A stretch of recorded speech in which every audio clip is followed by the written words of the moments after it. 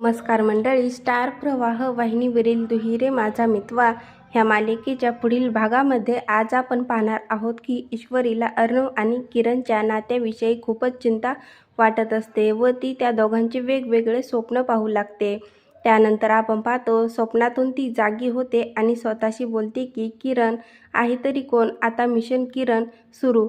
तर इकडे आपण पाहतो की राजेश अतिशय जखमी अवस्थेमध्ये घरामध्ये येतो आणि तो दरवाजा लावतो तेव्हा अंजली देखील घाबरते आणि विचारते, हे काय झाले, तुम्हाला एवढे कोणी मारले, तुम्ही तर खूपच जखमी झाला आहात। त्यावेळेस राजेश हा तिला बोलतो की काही जरी झाले तरी मी त्या व्यक्तीचे 10 लाख रुपये दिल्याशिवाय अस्वस्थ बसणार नाही, भले यामध्ये माझा जीव गेला तरी काही हरकत नाही। तर इकडे आपण पाहतो की ईश्वरी ही किरण कोण आहे हिची माहिती काढण्यासाठी ती अर्णवच्या लॉकरची चावी घेते। ती गुपचूप लॉकर उघडते आणि त्याच वेळेस त्या ठिकाणी अर्णव देखील येतो आणि अर्णव विचारतो, तू आणि लॉकर उघडून काय करत होतेस?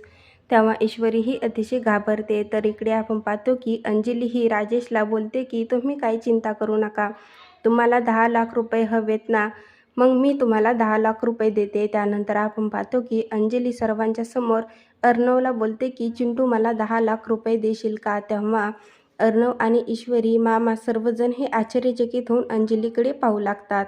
आता पुढील येणाऱ्या भागामध्ये अर्णव हा अंजलीला 10 लाख रुपये देणार का व ती अंजली पैसे राजेशला देणार का, हे पाहणं खूपच मजेदार ठरणार आहे। दुहिरे माझा मितवा ह्या मालिकेचे नवनवीन अपडेट पाहण्यासाठी माझ्या चॅनलला लाईक करा, शेअर करा आणि सबस्क्राईब करायला विसरू नका।